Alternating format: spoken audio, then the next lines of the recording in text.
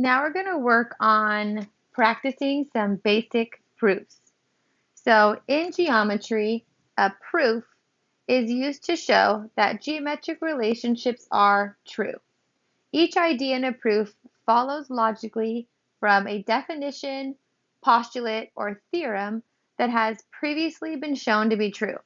The logic of a proof uses a series of conditional if-then statements and mathematical properties to prove the new idea is also true. While folding paper is an informal form of proof, mathematicians prefer formal, mathematically based proofs.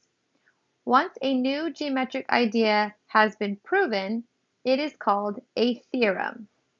We're still going to put our statements on the left and our reasons on the right. So when we're doing proofs, there's always going to be some kind of given information that will help you start off. So that is always going to be the first thing that you write in your proof. So we are given that angle 1 and angle 3 are vertical angles, and the reason is just going to be given because it was given to us originally. So in a sense, what we're doing is we're proving that angle 1 and angle 3 are congruent, but without using the vertical angles theorem. So the proof part is always going to be at the end of your proof.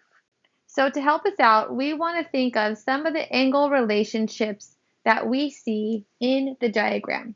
So if we look at angle 1 and angle 2, what angle relationship do those two angles have?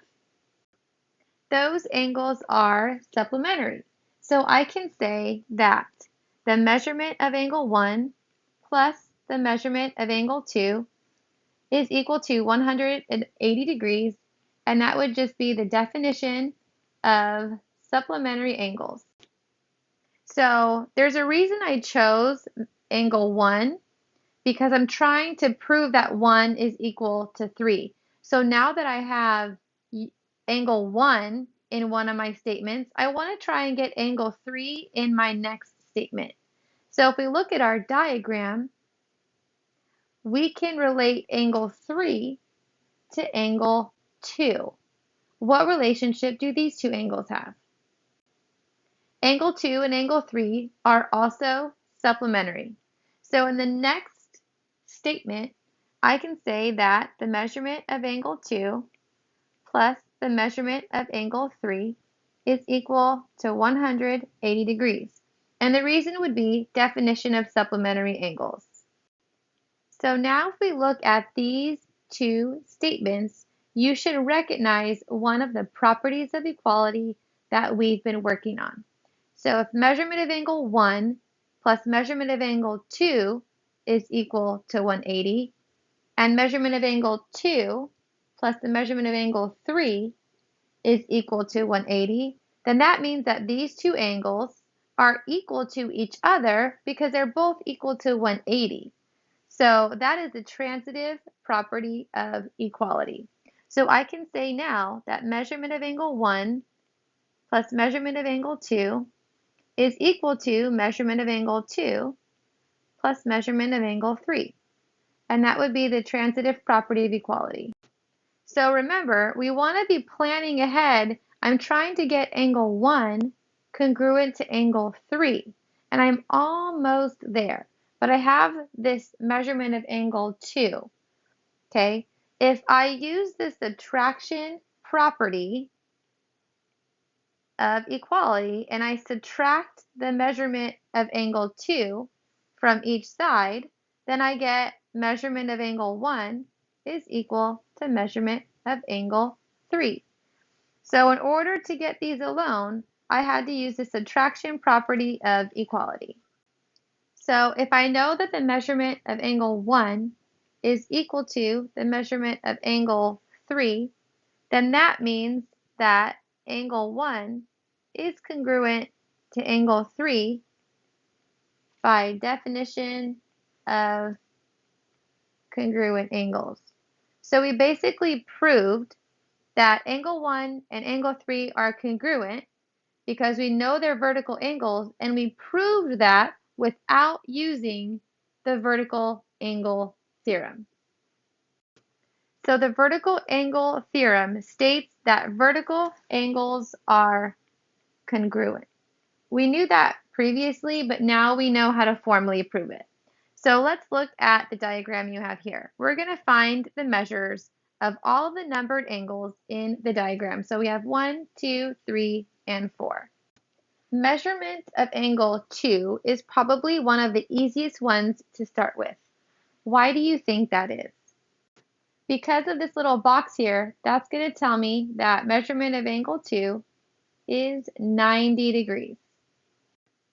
We also have vertical angles here. So 62 degrees is vertical to angle 3. So what's the measurement of angle 3? So vertical angles are congruent. So that means that 3 is 62, and I'm going to go ahead and label the 90 degrees here. So now we have to figure out the measurement of angle 1 and the measurement of angle 4. To help us figure out the measurement of angle 4, there's two things or two strategies that we can do.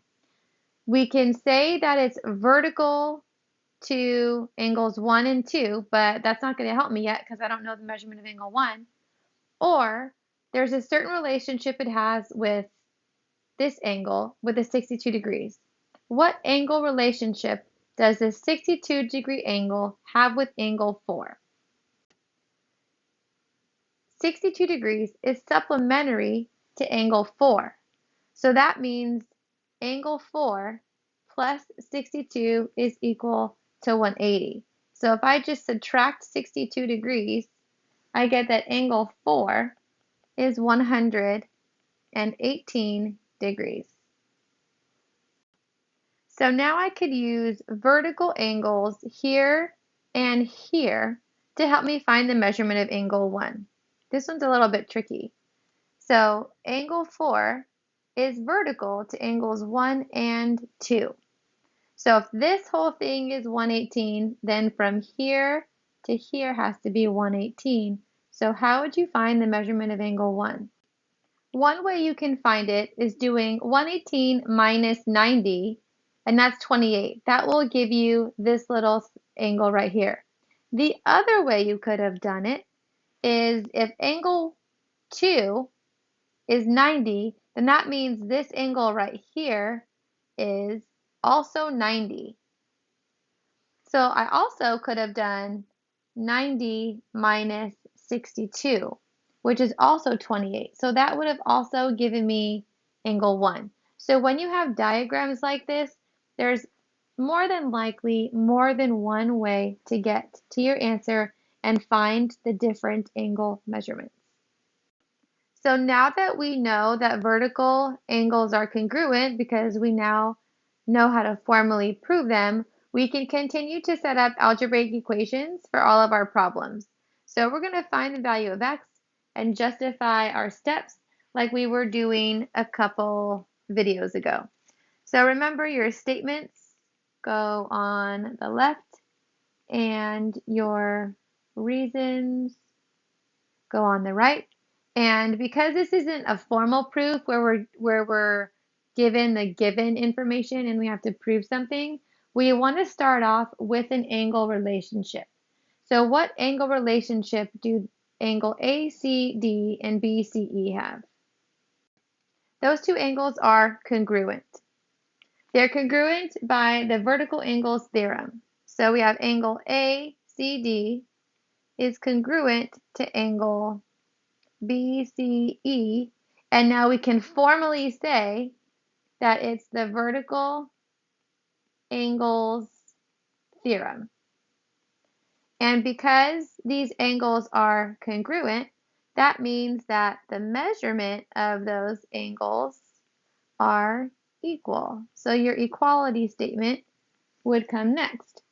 And because we already used vertical angles theorem, their measurements are equal, so that would just be definition of congruent angles. Because the two angles are congruent, their measurements are equal.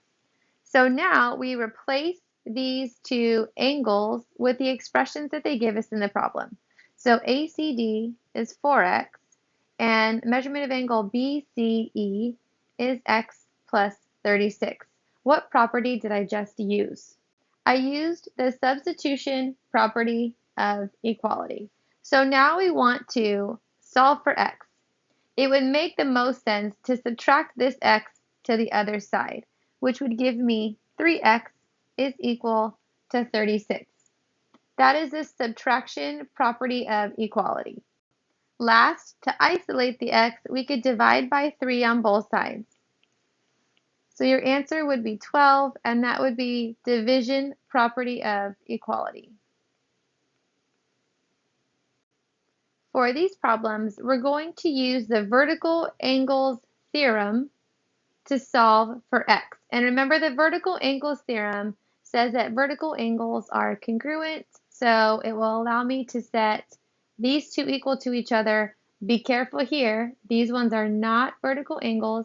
For these problems, you do not have to do a formal proof like we did in the last problem. So go ahead, pause the video, work out number 1, and then unpause the video to check your work. You should have gotten x equals 11 for your answer. So you set them equal to each other, get all the x's on one side, constants on the other. Go ahead, try number 2, pause the video, work it out, and then unpause the video to check your work. You should have gotten 12 for x for your answer. Let's look at number 3. These are not vertical angles, so this one is a little bit tricky. What angle relationship do these two angles have? These angles are supplementary, so that means they're going to add to 180 degrees. So we're going to have 3x plus 12 plus 7x plus 18 is equal to 180. Go ahead and pause the video, work the problem out on your own, and then unpause the video to check your work. You should have had an answer of x equals 15. So I just want to caution you guys, most of you guys, when you're solving these problems, you make your mistakes when you're combining like terms because we're not paying attention to the signs that are in front. So these are all positives, but just in the future, make sure you're paying attention to any of the negative signs that can appear in front of the constants. So one thing we're going to do is go back and list our strategy for why we set these problems up the way we did. So for number 1, these were vertical angles, and so were the angles in number 2. So these were also vertical angles. And then number 3, we had supplementary angles. For your homework, we are going to practice some formal proofs in addition to just solving for x and using our algebraic properties in a 2-column proof.